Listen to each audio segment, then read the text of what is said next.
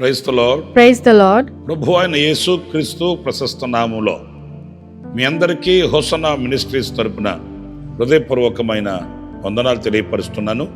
ప్రభు మిమ్మల్ని ఆశీర్వదించి దీవించుగాక. In the precious name of our Lord Jesus Christ, I convey my heartfelt greetings to you all on behalf of Hosanna Ministries. May God bless you all. పిల్లరా, దేవుని మాటల చేత మీరు బలపరచబడుతున్నారని, ఆధ్యాత్మికమైన వృద్ధి చెందుతున్నారని, విశ్వాసమందు బలపరచబడుతున్నారని నేను విశ్వసిస్తున్నాను. Dearly beloved, I believe that you are being strengthened by the words of God, growing spiritually and being built up in faith. మహోన్నతుడైన దేవుడు సదాకాలం మనతో ఉన్నవాడు, నడిపించి మనకు ధైర్యాన్ని స్థైర్యాన్ని ప్రసాదించు దేవుడు మనకు నీడగా ఉన్నాడు. The Most High God is the one who is with us always. He is the God who guides us and grants us courage and strength, standing as a shelter to us. పరిశుద్ధ గ్రంథంలో ఈ పూట ద్వితీయోపదేశకాండం 28వ అధ్యాయం 2వ వాక్యాన్ని నేను మీకు చదివి వినిపిస్తాను. Today I'll read to you from Deuteronomy chapter 28 verse 2. నీవు నీ దేవుడైన యెహోవా మాట వినిన ఎడల ఈ దీవెనలన్నీ నీ మీదికి వచ్చి నీకు ప్రాప్తించును. All these blessings will come on you and accompany you if you obey the Lord our God. దేవుని దగ్గర లేనిదంటూ ఆశీర్వాదం మనకు కనిపించదు. There can be no blessing that does not exist with God. ఏ ఆశీర్వాదమైనను ఆయన యందు నిక్షిప్తమై ఉంది, ఆయన మూలముగానే మనకు కలగాలి. Every blessing is hidden within him and must come to us only through ఆత్మ him. సంబంధమైన ప్రతి వరము జ్యోతిర్మయుడగు తండ్రి యొద్ద నుంచి మనకు అనుగ్రహింపబడును అని దేవుని వాక్యంలో మనం We చదువుతాం. read in the word of God that every spiritual gift is granted to us only from the Father. ఈ దేవుని దీవెనలన్నీ మనము పొందుకోవాలి అని అనుకుంటే ఇక్కడ కనిపించే ఒక ఆజ్ఞ ఏంటి? ఆయన మాట మనం వినాలి. If we want all these blessings of God, what's the commandment in this verse? We must obey him. ఆయన చెప్పినవి మనం చేయగలిగితే నిశ్చయముగా గొప్ప దీవెన మనకు కలుగుతుంది అనే విషయాన్ని మనం ఎప్పుడు కూడా We should never forget the truth that if we can do exactly what he says, we will certainly receive a great blessing. ఆయన చెప్పేవి ఏవి కూడా మనకు భారమైనవి కాదు. Whatever he tells us is never a burden for us. ఆయన చెప్పేవి మనం చేయలేనివి కావు. Whatever he tells us are never beyond our ability to do. మనపై భారాన్ని ఉంచి మనల్ని వేధించి బాధించేవాడు కాదు ఆయన. He is not the God who burdens us, torments us, or causes us మనము pain. చేయగలిగినవే చెప్తాడు. He only tells us to do what we can do. మనకు సాధ్యమైనవే వివరిస్తాడు. He only explains to us what's attainable to us. మనము వినిన ఎడల నిండుగా మెండుగా సమృద్ధిగా మనల్ని దీవిస్తాడు. If we obey him, he will bless us fully, abundantly, and in overflowing measure. ఏం చెప్తాడు ఆయన? What does he say?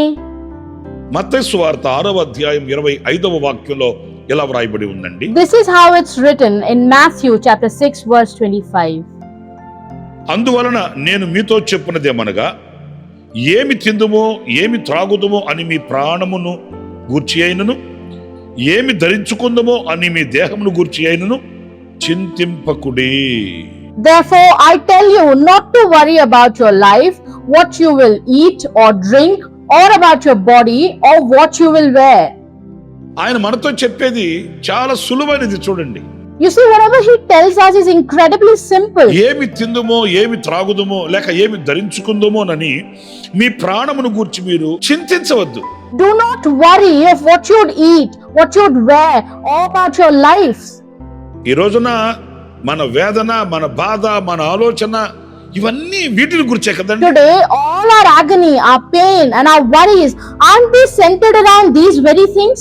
అలసిపోవడం, సొలసిపోవడం, ఆరోగ్యాలు పాడు చేసుకోవడం, ఇంకా అనర్థాలకి మనం పాల్పడడం, వీటన్నిటికీ కారణం ఏంటంటే ఈ చింత. Getting exhausted, losing peace, ruining health, falling into further ruin. What's the root cause of all this? It's this worry. ప్రియమైన సహోదరులారా, దేవుని వాక్యం ఏమని చెప్తుంది? మీ చింత యావత్తు ఆయన మీద వేయండి. Dear ones, what does the word of God say? Put all your worries on him. ఎందుకంటే ప్రతి ఆలోచనను నెరవేర్చువాడు ఆయన. Because he is the one who fulfills our every thought. కార్యములు చేయువాడు ఆయన. He is the doer of all things. అద్భుతములు చేయువాడు ఆయన. He's the one who performs miracles. మహత్కార్యములు చేయువాడు ఆయన. He's the one who performs mighty deeds. అడిగిన వాటికంటే ఊహించిన వాటికంటే అత్యధికముగా చేయు శక్తి కలిగిన దేవుడు ఆయన గనుక ఆయన మీద వేయండి. అంటే ఆయనకు వివరించుకోండి, ఆయనకి చెప్పుకోండి.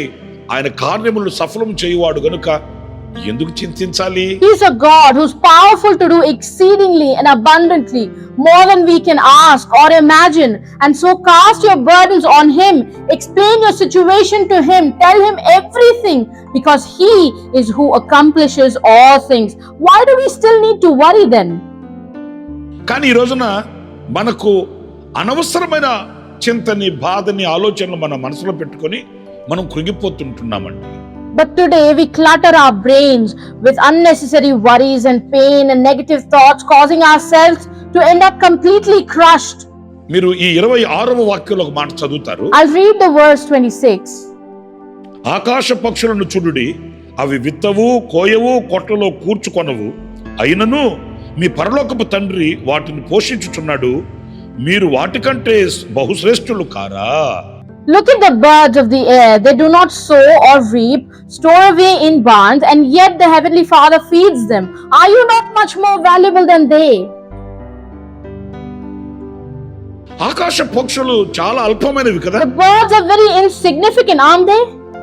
మరి వాటిని పోషించే దేవుడు ఆయన స్వరూపమందు చేయబడిన నరుణ్ణిని లేక మనలను ఆయన పోషించడా? If God feeds those little birds, will he not provide for you who are made in his own image?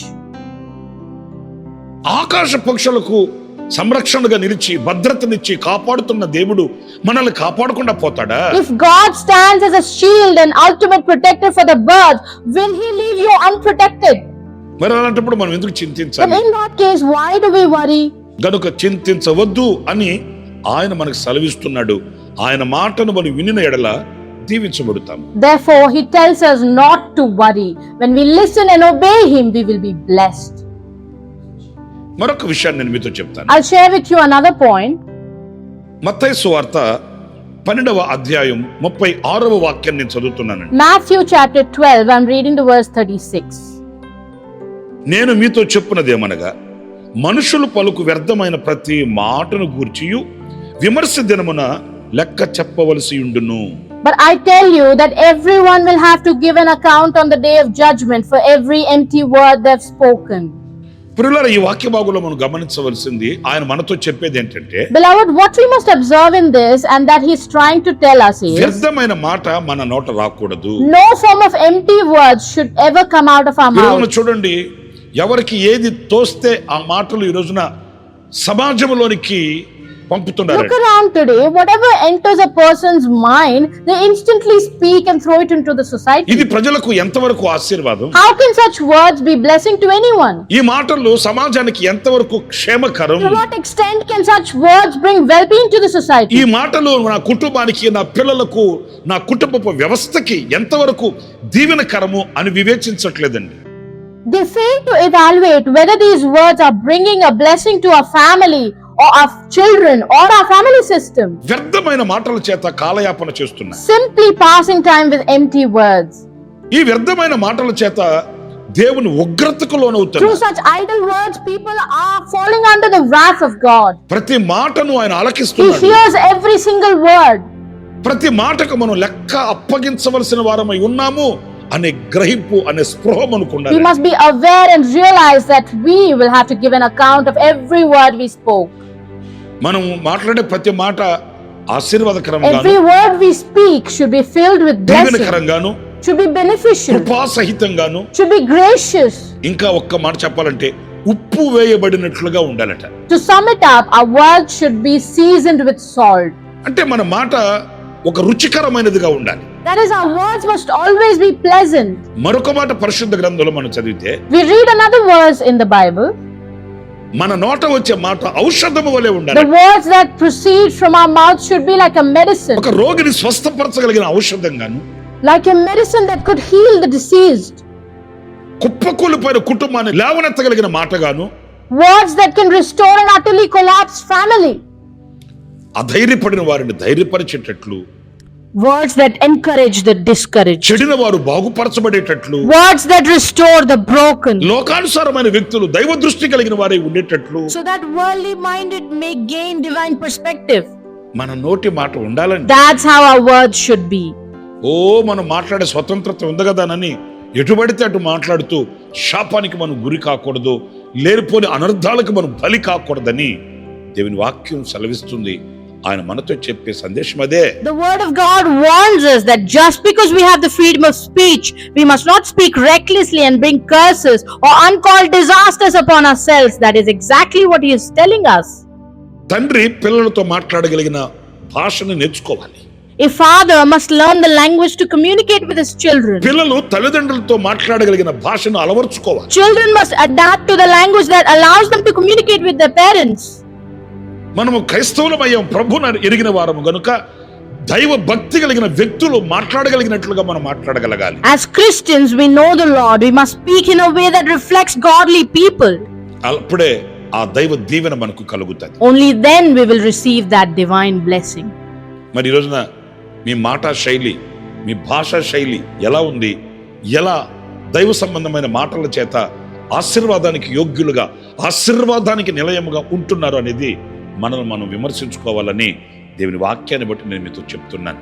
So today, how is our manner of speech, language style? Does it align with godly language so that we stand as worthy people and full of blessing? I tell you based on God's word that it is something we need to introspect. మరొక మాట కూడా నేను మీకు జ్ఞాపకం చేస్తాను. I'll also remind one another point. లూకా సువార్త 6వ అధ్యాయం 27వ వాక్యాన్ని నేను చదువుతున్నానండి. Luke chapter 6, I'm reading the verse 27. వినుచున్న మీతో నేను చెప్పున్నది ఏమనగా, మీ శత్రువులను ప్రేమించుడి, మిమ్మును ద్వేషించు వారికి మేలు చేయుడి. But to you who are listening, I say, love your enemies, do good to those who hate you. ఈ వాక్య భాగంలో మనకు ఒక వింతైన ధోరణి కనిపిస్తుంది. In this verse, we see a peculiar perspective. మన శత్రువులను మనం ప్రేమించాలట, We are to love our enemies. ద్వేషించు వారికి మేలు చేయాలట. We are to do good to those who hate us. మనం చేసేదేంటి? What do? మనల్ని ప్రేమించే వారిని మనం ప్రేమిస్తాము, We love those who love us. మనల్ని ద్వేషించే వారిని ద్వేషిస్తాము. We hate those who hate us. ఇది సర్వసాధారణం. This is completely normal. దీనికి ప్రతిఫలం ఏముంది? What's the result of this? దీనికి బహుమానం ఏముంది? What reward is there for this? ఇది చెప్పుకోదగిన ఆశ్చర్యమైన కార్యం ఏముంది? What is so surprising about this? మరి ఏది ఆశ్చర్యం? So what is ఏది surprising? ప్రతిఫలం ఇస్తుంది? What would get rewards? ఏది ఘనతకు మనల్ని తీసుకుని వెళుతుంది? What would lead us to honor? శత్రువుని ప్రేమించడం, Loving our enemies. ద్వేషించు వారికి మేలు చేయడం. Doing good to those who hate us. మన ప్రభువైన యేసుక్రీస్తుని మనం మాదిరిగా ఉంచుకోవాలి. We must keep our Lord Jesus Christ as మన a role ప్రభువైన model. యేసయ్యను చిత్రహింసలు చేశారు. They tormented our Lord Jesus Christ. అన్యాయమైన తీర్పులు తీర్చారు. They passed an unjust judgment. ఆయనను పిడిగుద్దులు గుద్దారు. They beat him brutally. ఆయన ప్రక్కలో బల్లెముతో పొడిచారు. They pierced his side with a spear. రక్తపు ముద్దగా చేసేసారు ఆయన్ని. They reduced him to a mass of blood. సమాజములో ఆయనను అవమానపరిచారు. They publicly disgraced him. అద్భుతాలు చేసిన చోటే ఆయనను అవమానించారండి. They disgraced him in the very place he performed miracles. ఎక్కడైతే ఆయన సత్య సువార్తను ప్రకటించాడో అక్కడే ఆయనను దూషించారండి. They insulted him right where he preached the true gospel. వాళ్ళ కక్ష తీరక Still spiteful, యేసయ్యను సిలువలో వేలాడదీశారు. they hung Jesus on the cross. అది ఎలా? That too how? ఇద్దరు దొంగల మధ్య యేసయ్యను వేలాడదీశారు. They hung Jesus between two thieves. హానికరులైన వారితో సమానంగా చూశారు ఆయన్ని. He was treated as equals with criminals. అయినప్పటికీ కూడా Even అంత though ఘోరమైన కార్యాలు చేసిన వారిని ఆయన ప్రేమించాడండి.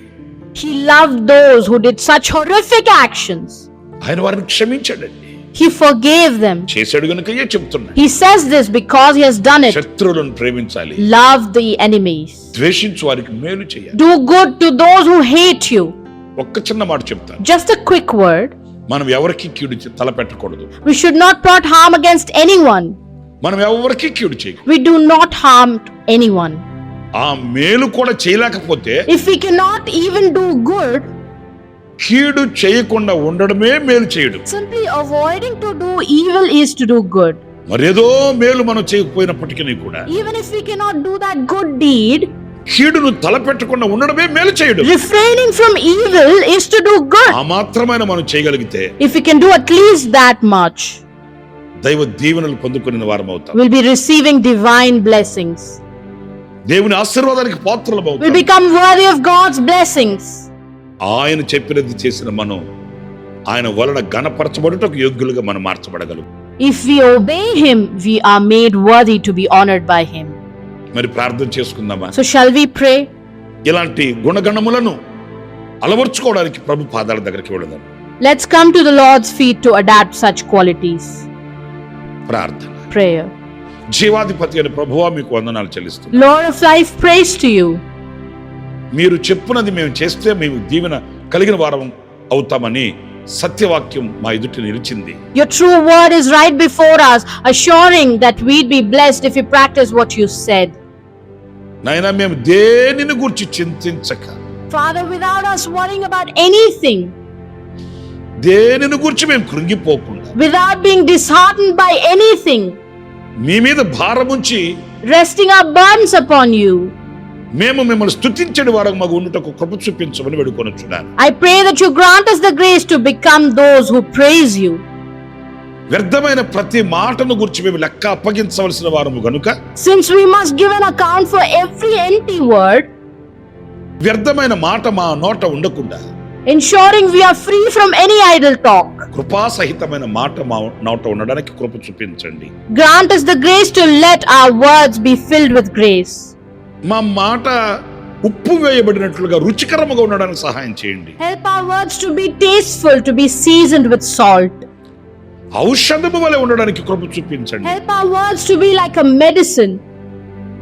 మా నోటి మాట మీకు మహిమకరముగా ఉండటకు కృప చూపించమని వేడుకొనుచున్నాను.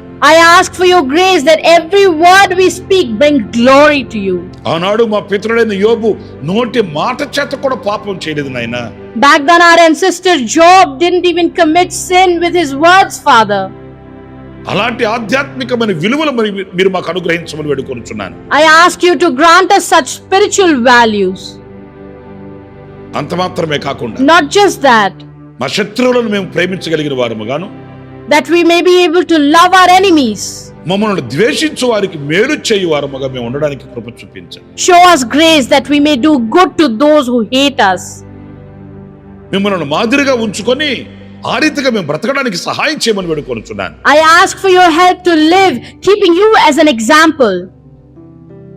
ఈ దీవెనలకు మేము పాత్రులమై ఉండడానికి కృప చూపించమని, Show us grace that we may be worthy to hold these ఈ blessings. మాటలు వింటున్న ఒక్కొక్కరిని మీ చేతికి సమర్పించుకుంటూ Submitting everyone listening to your hands. యేసు నామములో ప్రార్థన చేసి వేడుకొనుచున్నాను తండ్రి. In Jesus' name I plead and pray, Father. Amen. Amen. ప్రభు మిమ్మల్ని ఆశీర్వదించి దీవించుగాక. నా దేవుని కృప నిత్యము మీకు తోడై ఉండుగాక.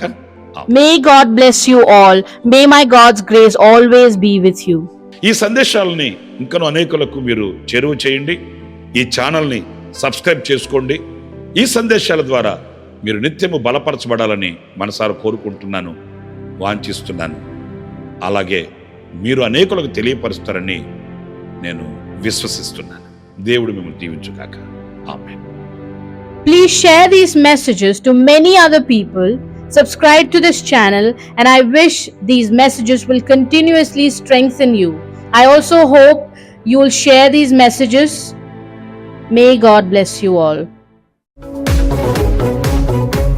For daily Word of Grace messages and for more spiritual messages, please subscribe to our YouTube channel, Pastor Ramesh, Hosanna Ministries.